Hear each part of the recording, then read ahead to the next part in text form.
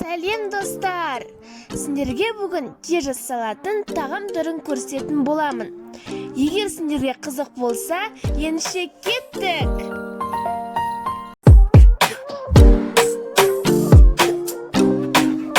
Үшін лаваш, майонез, шұжық, сыр керек.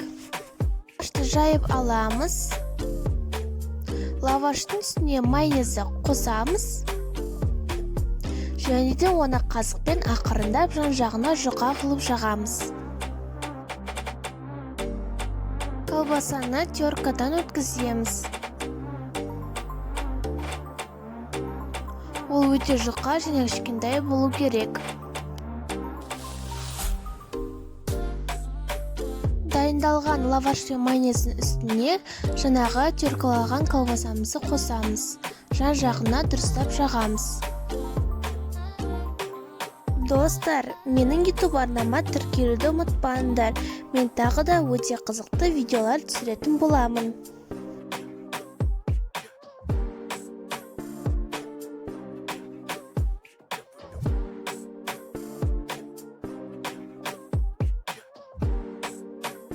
Үстіне тағы бір лаваш қойып, үстіне майонезді жағамыз.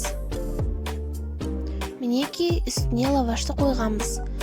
Және де қасықпен майонезді дұрыстап жан-жағына жұқалап жағамыз.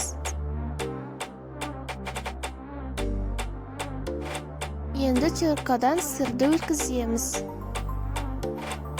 Міне осыны кішкентай жұқа болып шықты.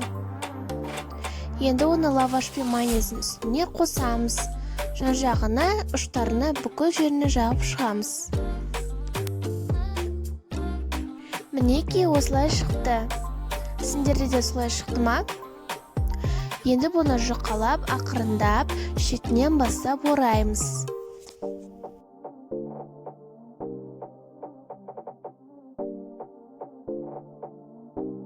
Бізде осылай оралды. Енді оны пакетпен мен сияқты сыртынан ораймыз. Және де оны холодильникке салып қоямыз. Мінекей достар, осылай шығады өте дәмді және де тез жасалатын тағам түрі.